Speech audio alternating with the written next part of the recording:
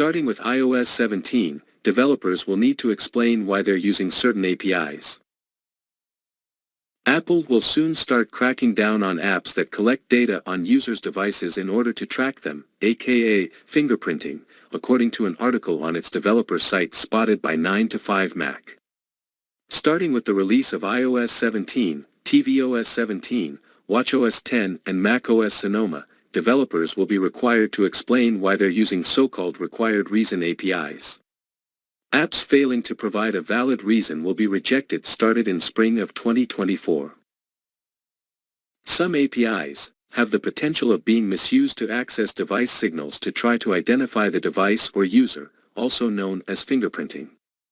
Regardless of whether a user gives your app permission to track, fingerprinting is not allowed, Apple wrote. To prevent the misuse of certain APIs that can be used to collect data about users' devices through fingerprinting, you'll need to declare the reasons for using these APIs in your app's privacy manifest. The new rules could increase the rate of app rejections, some developers told 9to5Mac. For instance, an API called UserDefaults falls into the required reason category, but since it stores user preferences, it's used by a lot of apps. At the same time, it sounds like Apple will basically need to take a developer's word for reason declarations. If those prove to be false, though, it would certainly have a paper trail for any potential penalties. Fingerprinting apps can use API calls to retrieve characteristics of your smartphone or PC, including the screen resolution, model, OS and more.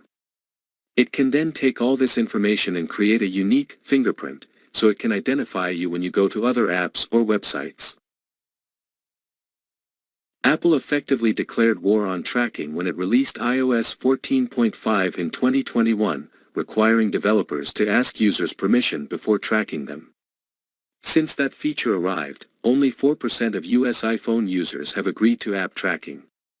Now, it's trying to stop fingerprinting, also called canvas fingerprinting, which first appeared in the digital zeitgeist a decade ago.